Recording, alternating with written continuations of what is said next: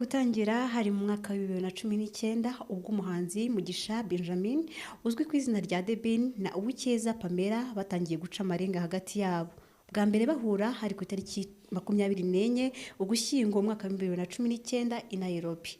Uyu ni Ange TV show. Hanyuma ngewe ni Ange nk'ibisanzwe tukaba twageze ku irebero ahari kubera cyangwa se hagiye kubera gusezerana imbere y'Imana kwa Deben ndetse na Pamela kuri Vivant Agrees.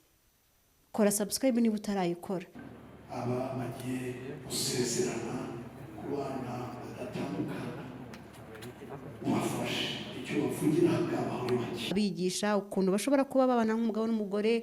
Reka dukurikire icyigisho cya Pasteur turagaruka mu kanya. Tubisenze mu izina rya Yesu umukiza wacu. Amen.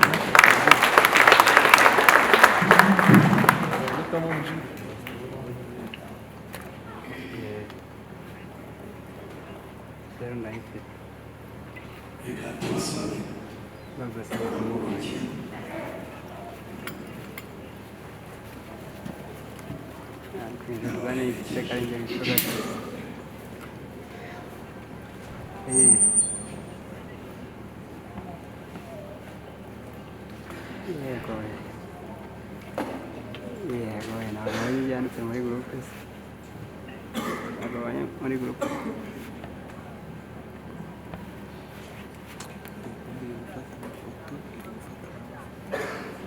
Haleluya. Mbere yuko basezerana turashaka kubaza niba hari umuntu ufite impamvu yumvikana yatuma Ben Mugisha na Uwikeza Pamela bagashyingirwa mu nzu y'Imana.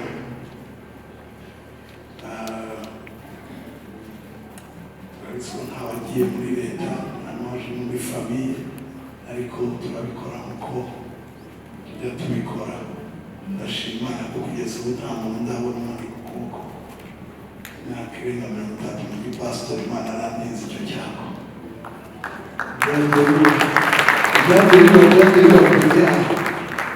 Imana ishimwe. Nimba hari uhari amanika ukuboko ndabaza turakeneye mikoro ahangaha. Turabaza Ben Mugisha icyo wabuze, ndabaza na Pamela Uwikeza niba hari ikiriyo, ndabaza mu maso y'Uwiteka uzatubaza ku munsi w'amateka. Ndabaza imbere y'ababyeyi b'itorero reka abavandimwe niba hari icyo muzi cyatuma tukabashyingira ukivura. Niba nta kiriho uravuga ngo ya nta kiriho. Ben narangiza kuvuga na Pamela arahita avuga ngo bamufasha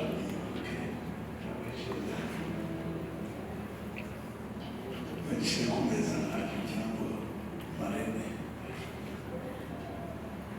Hari icyo wabuze Ben?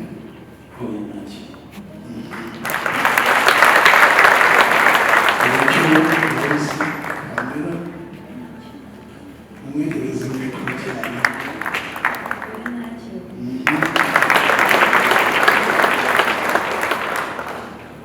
Hari mwabonye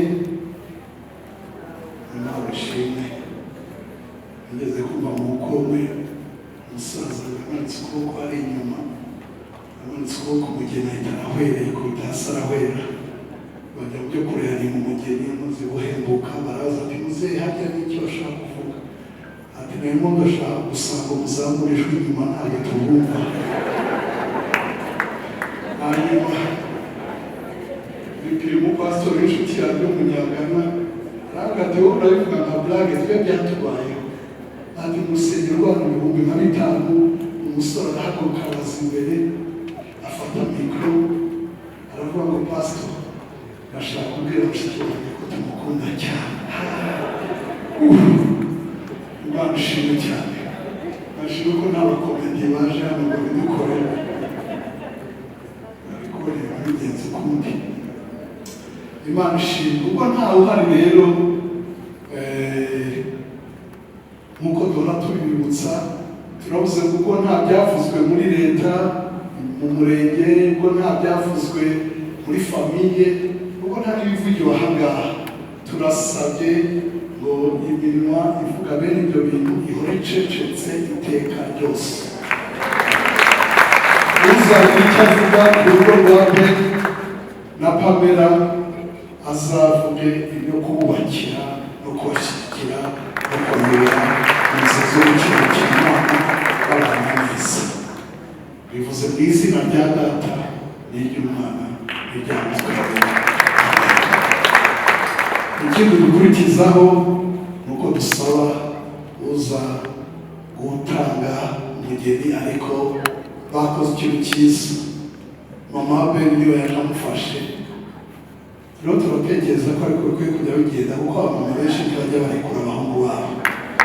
Haleluya. Usanga umuhungu nta mumutanga, arizana wenyine, ariko umukobwa akaza afasha na papa cyangwa umusaza we cyangwa se wabo cyangwa mama cyangwa undi, n'abahungu bajya batanga kabisa, kuko Imana iri hanze aho ngaho. Imana ishimwe wakoze mama kumutanga, ubu yagiye kwisha. Kandi urabizi biriva ugiye tuma umugabo azasiga se na nyina, ntabwo ngo umugore azasiga se na nyina, si ibyo. Ben rari presse naye kumaza ntihajya amazina yanyu ni Ben Mugisha gusa, nta rindi ririho, na Pamela w'icyeza gusa, ati wongera umugisha, uvuga bari Mugisha. Iyi presse ntabwo turabadekarana rwose madamu. Haleluya, haleluya. So ubwo hajya rero tugiye kwinjira mu wundi mwanya wo kubabaza, turabafasha, hanyuma turaza kubareka bavuge akari ku mutima. Ariko hari ibyo twe tubafasha kuvuga ko tubatse mu bukwe, mwahita muvuga ibya hahandi sinzi n'ibindi mpamvu mwajyaga n'ibya twatundi twashushushe n'itwanyu. Turashaka tubafashe ibintu byacu tujya dufashisha n'abandi. Imana ishimwe cyane. Ikindi mpamvu tubafasha nuko bitoroshye, kuko mu bareba ari abasitari ahantu hateye ubwoba. Abo mwabonye Ben arira mucezi, natwe turarinda duhagarara hano. Nanjye hano Nyarugenge, umusore wakurahira afashe idarapo kubera guhinda umushyitsi, ariko ngo nemeye ko ni muri venansiyo abera umugabo. So turabafasha kugira ngo mubikore neza. Babahe mikoro. Ndakubaza wowe Ben Mugisha, uremera kwakira uyu w'icyeza Pamela ngo akubere umugore wawe umwe rukumbi, wemeye guheba abandi bagore bose n'abandi bakobwa bose, ukabana nawe akaramata kugeza urupfu rubatandukanyije cyangwa Yesu aje kubajyana?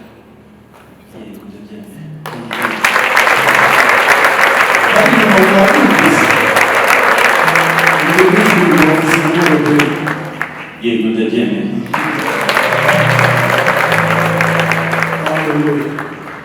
So ndabaza w'icyeza Pamela,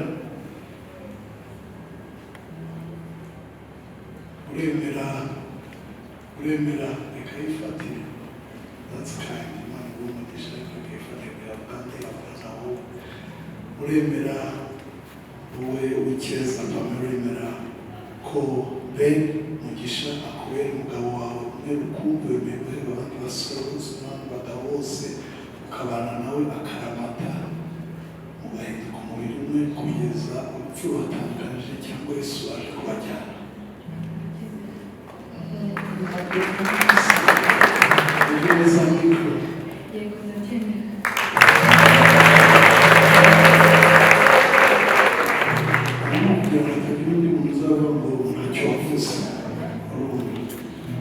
Haleluya.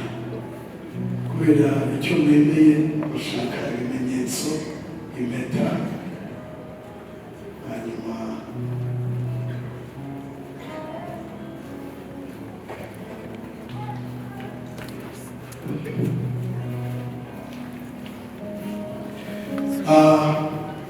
izi mpeta ni ibimenyetso, ntabwo ari imitako. Nk'uko tujya tubyibutsa benshi, ibi ntabwo ari imitako by'abarundi bita ibishamizo, oya. Ibi ni ibimenyetso by'isezerano ry'igihango, apana kontra. apana isezerano rishira, iri ni isezerano ry'amaraso, isezerano ry'ubuzima. Imana ishimwe cyane, Imana ishimwe cyane. Munyemerere ndibutseho gatoya kuri ibi. Aburahamu Imana yaramusezeraniye, yamujyanye hanze imwereka inyenyeri, imwereka ibintu amwereka urubyaro rwawe niko ruzangana. Arizera Imana imubaraho gukiranuka, ariko hashize igihe Aburahamu abwira Imana ati, Imana agiye gupfa nta kanasize, ibyanjye bizajya ku bandi, bizajya muri ya Damasiko Eliyazari. Uwiteka kandi yari yarasezeranye Aburahamu. Uwiteka itasobanukirwa ko Aburahamu akeneye isezerano n'ikimenyetso. Haleluya. Muri Bibiliya, muri mu rwandiko rw'Abaheburayo bavuga ngo ni isezerano n'indahiro. Haleluya, haleluya.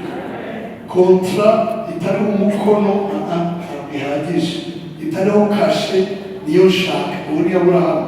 Kubera iki? Igihe cy'Aburahamu uko abantu basezeranaga, bafataga inyamaswa bakayicamo kabiri. Umwe agahagarara mu gipande kimwe, undi agahagarara mu kindi gipande, bagahana ukuboko ngo nitwica isezerano tuzabe nk'inyamaswa. Cyangwa bakayinyuramo hagati, cyangwa bakikomeretsa ahangaha ukuboko, bagahana ukuboko. Iyo yamaze kwikomeretsa bakahana ukuboko kugira ngo bijya ku mwana. Rero niho haturutse kurahira abantu bamanitse ukuboko. Iyo umanitse ukuboko umuntu akabona icyo kintu ahita agaturiya n'umugabo w'ijambo w'isezerano. Haleluya, haleluya. So Imana ibwira Aburahamu iti, genda ushake inyamaswa zingahe uzibaga. Arazibaga. Uwiteka aza ari mugoroba mu ishusho y'umuriro. Imana yemera kumanuka kugira ngo inezeze umuntu wayo. Imana ishimwe cyane. Mu Baheburayo 6 bavuga ngo bibiri bidashobora guhinduka, indahiro n'isezerano, ngo no kukungugisha nzaguha. Haleluya. So ibi bintu igihe cyose muzajya mubireba, mujye mwibuka ko hari ijambo rikomeye mwavugiye imbere y'abantu. Hari amagambo mwavuze muri mwenyine, hari ibyo muporopoje, hari ibyo mwavugiye hehe, ariko ahangaha muri mu maso y'Imana, mu maso y'Imana cyinshi. Ikindi nyamwanga kubwira abantu, ujya wiyambura ibyo wiyambitse, ntukiyambure ibyo wakwambitse. Uvanemo amaherere, uvanemo twa shenete, ariko iki kindi ntukivane. Aravamo amaraso arahagarara. Yambaye imyaka 30, amaraso ntarahagarara, narabyibushye yinjiramo yanga no kuvamo. Ugenda urivana, sinyivanamo keretse afite akazi bakora mu bintu produshimike n'iki bisaba kwivanamo, cyangwa abantu barabyibuha bigasaba kwivanamo. Ariko udafite ikibazo kanaka ntukayivanemo, ni ikimenyetso gihoraho. Imana ishimwe cyane. Na Yesu ubwo azaza aherekejwe n'abamarayika. Haleluya, haleluya. Azaza aherekejwe n'abamarayika. Umumarayika mukuru azavuza impanda, abapfuye bazuke n'ibindi. Bazaba bafite ubwiza buteye ubwoba, ariko nta n'umwe azafite ikimenyetso cy'uko yambutse na Yesu. Azanyereka inkovu ze. Oh haleluya. Nta konfizi izaba ihari babikaye n'abandi, nta n'umwe ufite inkovu z'urukundo. Yesu niwe nyine uzanyereka ikimenyetso cy'isezerano rwambutse. Imana ishimwe cyane, Imana ishimwe. Namaze kubivuga gutyo nigisha n'abantu babwira ibibazo byagiye biza abantu kumererwa neza mu ngo zabo kubera gusuzugura impeta, cyane cyane abagabo. Hari ibintu by'abagore bakajugunya, bamwe bikabafunga. Umugabo umaze kundeba aravuga ati, pastor nasongeye kumusuzugura ikimenyetso, kandi umuntu w'umunyamategeko yari yarabaye muri procureur. Aha aragenda arayigura, arayizana, arayisengera. Famiye rero yagiye Amerika, byaranze impapuro zose zimeze neza, ko byaranze kugenda. Yamaze kuyambara baramuhamagara, nyuma y'imyaka itatu rero akasaga kinisho. Ntabwo ibijya ari ibintu dukora n'ibintu gusa, kuko n'abandi babakoze bifite uburemere. Imana ishimwe cyane. Reka dusenge. Uwiteka turagushimiye imbabazi n'ubutugirira, turagushimiye isezerano n'indahiro wahaye sogokuru Aburahamu. Turagushimiye ko muri Kristo dufite ibimenyetso bikomeye by'urukundo. Turagushimiye ko tuzamubona tukamenya urukundo yadukunze. Turagushimiye uyu mwanya wa Ben na Pamela bagiye guhana impeta. Turazisengera zakozwe n'abantu, zavuye mu itaka, mu mabuye y'agaciro. Mana, mu isi yabayemo ibintu bibabaje byinshi, ariko waravuze ngo ibyaje iwawe biba byitwa ibihumanye, byiswe ibyera. Turazesheje mu izina rya Yesu, turazesheje mu izina rya Yesu. Amagambo y'abarazivuyeho yandi atajyanye n'ijambo ryawe turayahanaguye yose mu izina rya Yesu. Turavuze ngo uko zifunze zirabagirana, urugo rwabo rurabagirana, urukundo rwawe n'imbabazi zawe. Mana, ntihakagire ikintu kibasha kumena ngo kinjire. Rero ifungiye mu isezerano ryawe, ubagire neza, kandi amagambo bavuga Mana bahore bayazirikana, bayibuka ku manywa na nijoro. Urakoze ko wumvise gusenga kwacu mu izina rya Yesu umwami n'umukiza wacu, amen. Urabona yuko ahangaha tugeze mu mwanya yuko bagiye gusezerana, aho pasiteri yari ari guhereza The Ben impeta kugira ngo ayambike umufasha we Uwicyeza Pamela, abihamye neza imbere y'Imana. Urabona yuko rwose ari ibintu biryoheye amaso. Urabona yuko rwose Ben yishimye. Urabona ko abo bombi bishimiye umunsi wabo mwiza cyane, bari bategereje igihe kinini. Hanyuma Pamela nawe azamura ikiganza cye aravuga ati nzabyemera inshuro 1000 nkubera umugore neza. Reka twumve rero The Ben ari guhamya neza urwo akunda Pamela. Nguhaye iyi mpeta, nguhaye iyi mpeta, yewe mugisha Ben, yewe mugisha Ben, ikwambitse nk'ikimenyetso, ikwambitse nk'ikimenyetso cy'urushako rwera, cy'urushako rwera. Nguhaye umubiri wanjye, nguhaye umubiri wanjye, nzakoresha umubiri wanjye, nzakoresha umubiri wanjye. Nguhaye ibyanjye byose, nguhaye ibyanjye byose, kandi nzakoresha ibyanjye byose, kandi nzakoresha ibyanjye byose. Nzagukunda, kandi nzagukunda, nzakubaha, nzakubaha, nzakubahisha, nzakubahisha, nzagushyigikira, nzagushyigikira, nzakugira inama, nzakugira inama, nzagusengera, nzagusengera. Nzabana nawe mu bikomeye no mu byoroshye, nzabana nawe mu bikomeye no mu byoroshye, kugeza urupfu rudutandukanije, kugeza urupfu rudutandukanije, cyangwa Yesu aje kutujyana, cyangwa Yesu aje kutujyana. Bivuze mu izina rya Data, bivuze mu izina rya Data, n'iry'Umwana, n'iry'Umwana, n'irya Mwuka Wera, n'irya Mwuka Wera. amen.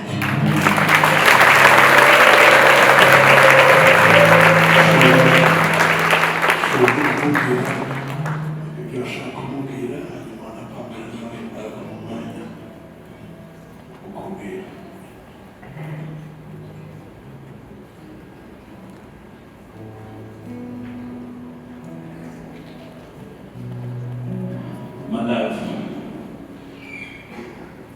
today and every day forward, I vow to stand by your side through life's joy and challenges. I promise to cherish you, love you, and support you. To be your confidant and your greatest advocate.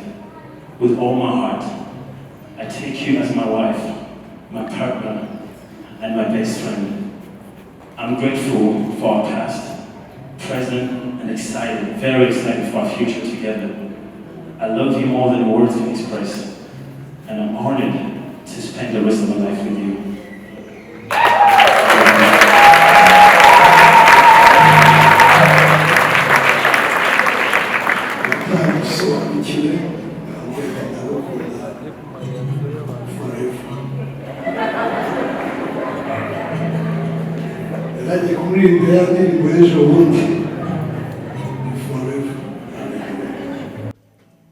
Nk'uko muri kubibona rero Ben akaba amaze gutsinda igitego. Wow, mbega ibintu byiza. Hanyuma rero murabona ko ritani ari ya Pamela nawe agiye kwambika umugabo we Ben impeta, amubwira yuko azamubera umukunzi, azamureka mbareke namwe mwiyumvira amagambo Pamela ari kwivugira. Ben mugisha, nguhaye iyi mpeta, yewe Uwicyeza Pamela, gikwambitse n'ikimenyetso cy'ugushaka urwera uhari umubiri wanjye kandi nzakubahisha umubiri wanjye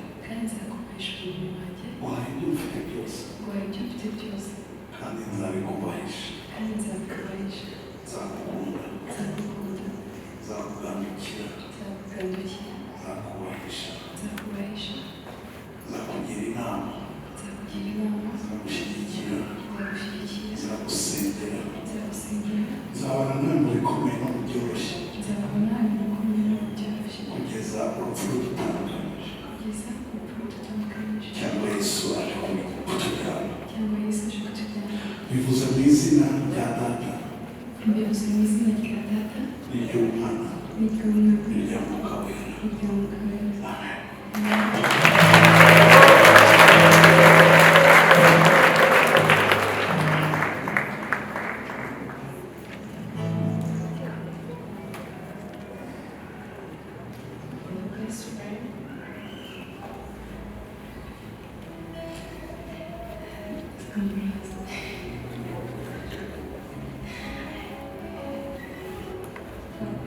My best friend, you're my hardest goodbye and my happiest hello. Forever with you will be long enough. Together with you is my favorite place to be. I'm so proud to be standing here as your wife, and I'm so excited for the adventure of the married life. I'll never leave your side, and we're about to begin together. I hope I can make you as happy as you can make me. I love you more than you ever know. When you meet someone you're meant to spend the rest of your life with, you just know instantly. You have a soul so pure and kind. There is no mystery as to why people have traveled so far today. Through my struggles and endeavors, you have always had an ability to bring comfort. You're my inspiration and my motivation every day to do well in life. I love you forever and I'll always be by your side.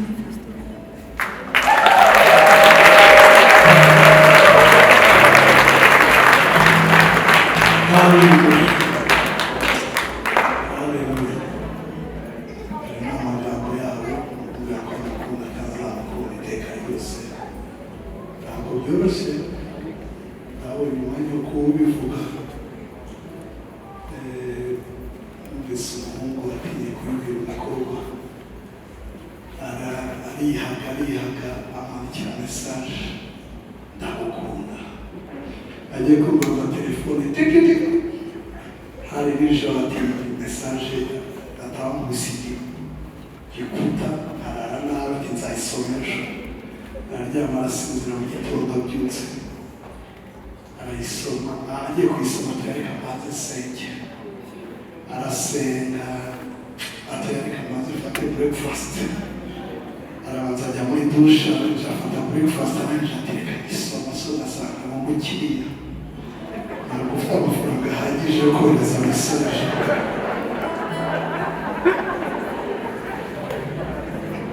so bene yabonye umwanya wo kubimubwira ni ukumwumva Imana ishimwe cyane. Hallelujah.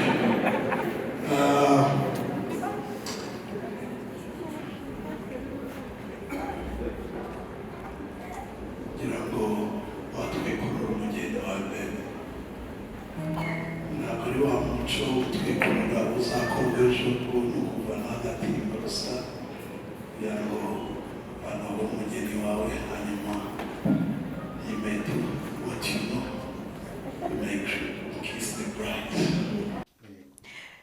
Urabona yuko ari ibintu bigize cyane. Urabona ko Ben ari kuzamura agatimba ka Pamela kugira ngo neza murebe neza mu maso. Ubu ngubu noneho ni umugore n'umugabo, n'Imana yabyemeye, babihamirije imbere y'abantu ndetse n'Imana. Urabona yuko ari ibintu byiza cyane. Wow, urabona yuko Ben ari kugerageza gukuramo agatimba nubwo bitoroshye, kubera ko urabona ko Pamela afite umusatsi mushya cyane kandi karakantu ubona yuko bisaba kugira ngo ube ufite umusatsi kugira ngo ushingemo karakuma ariko akagera wakaratakaye, ariko urabona yuko metro ahari kugira ngo abashe kuba yamufasha neza. Urabona ko bigenze neza, bisaba bigenza neza cyane. Wow, ibyishimo urabona yuko ari byose kuri aba bombi barushinze. Urabona yuko wow, aramuhobeye umufasha ati gwino bakuma n'Imana yo mu ijuru yakungeneye. Hanyuma rero nkuko muri kubibona urabona ko ari ibintu biryoheye amaso. Urabona ko ngiye ndumva ntanakura y'amaso rwose, ndi kureba nahumbya. Urabona ko ari ibyishimo bigize. Pasiteri yakomeje kuba iruhande, ari kugerageza kubabwira ko babaye umwe, ari kugerageza kubabwira yuko nta kizabatandukanya, ari kugerageza kubabwira ko bazatandukanywa n'urupfu. Oh wow, mbega isezerano ryiza. Iri sezerano ni isezerano njya mbona nkabona riri mu masezerano meza hano ku isi ya mbere, kuko uba uri guhamya neza cyane ku muntu ukunda cyane. Urabona ko bari proud, urabona yuko bishimye, urabona yuko ari ibintu byiza cyane. Reka dukomeze twumve pasiteri ukuntu agerageza kubafasha. Hanyuma rero nk'uko muri kubibona murabona yuko mama de Ben azamutse yageze ku gatoto, ndetse n'abandi babyeyi bari kumwe baje guhereza umugisha wa kibyeyi abana, baje kwifuriza urugo rwiza, baje kubasabira ku Mana kugira ngo bazubake neza, bazabyare.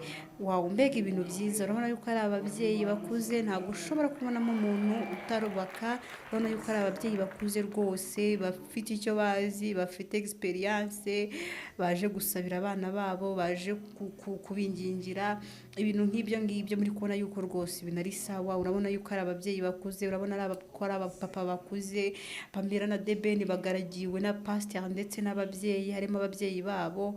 Urabona yuko rwose baje kubaha umugisha wa kibyeyi. Mbega ubukwe bwiza.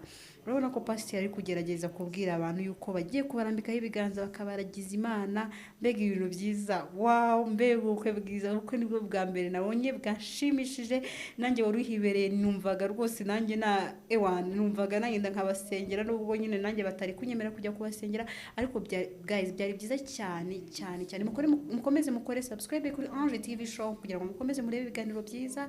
Mukanya rero ndaza kubajyana muri convention center aho bagiye kwiyakirira, aho bagiye kwiyakirira ndetse no gukomeza kwishimira ibirori byabo byiza, ndetse aho tuza kuba turi kumwe n'abahanzi bagiye batandukanye. Nagiye kumva amakuru numva ngo bakirisizi baraza. Oh my god, wowe icyo ukora ni ugukora subscribe kugira ngo ugire ibiganiro byacu.